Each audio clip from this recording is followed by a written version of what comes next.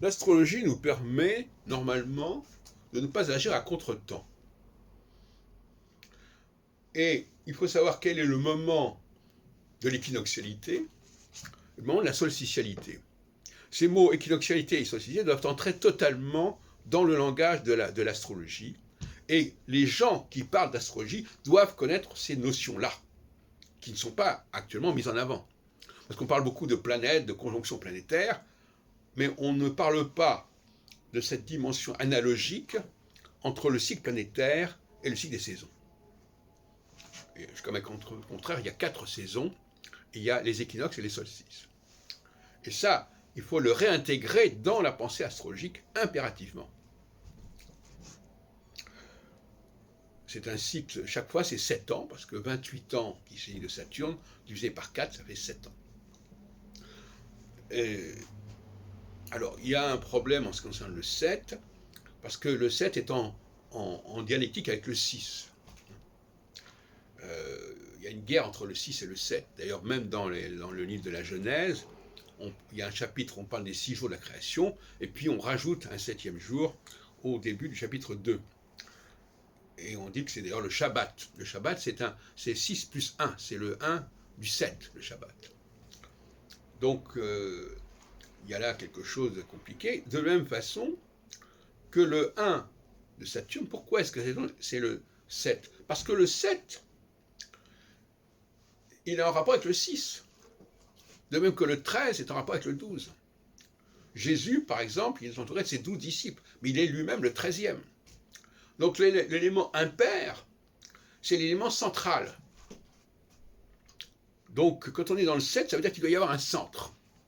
Le fait qu'il y a 7 facteurs implique qu'il y a un centre, le 7e facteur, qui doit être l'élément central.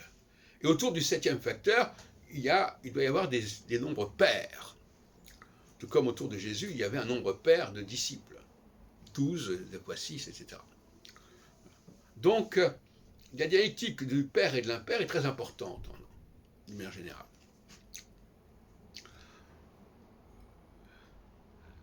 Et ça veut dire quoi? Ça veut dire que finalement, il y a d'un côté le groupe, formé par 6, par 12, qu'on voudra, etc. Et puis, au côté, il y a le facteur impair, le facteur tout seul, qui va être le centre. Et en astrologie, ça veut dire qu'il doit y avoir une planète centrale. Et comme je l'ai montré dans mes travaux sur la tétrabible, le dispositif des maîtrises et des maîtrises planétaires, comme on voudrait l'appeler, eh bien, il y a eu quelque chose qui s'est passé, qui a perturbé le dispositif que présente Ptolémée, qui est déjà un dispositif altéré, et qui fait que on a mis Saturne au même titre que Jupiter, Mars, etc. Il a ses signes, etc. Alors qu'il aurait dû être mis à part. Et en revanche, il faut rétablir, comme disait Gassendi d'ailleurs au XVIIe siècle, dans sa critique de l'astrologie, il disait pourquoi il n'y a pas 2 signes en domicile de Soleil et 2 signes de la Lune, comme il y a 2 signes de Mars, etc. Bon, donc, et dans le Sefer Yetzira, c'est pareil.